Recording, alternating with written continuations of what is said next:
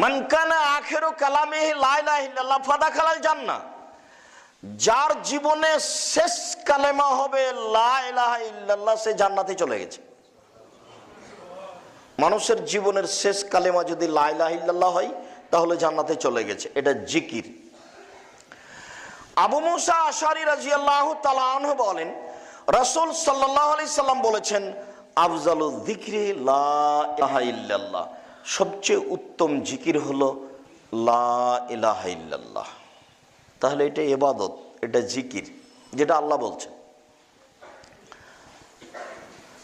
রাসূল সাল্লাল্লাহু আলাইহি সাল্লাম বলেন, লাক্কানু মাউতাকুম লা ইলাহা ইল্লাল্লাহ, তোমাদের মুমূর্ষ ব্যক্তিকে মরে মরে জান যায় যায়, মরে মরে জান যায় যায়, এর পাশে বলো লা ইলাহা ইল্লাল্লাহ। এটা আল্লাহ রাসূলের আদেশ, এটা জিকির।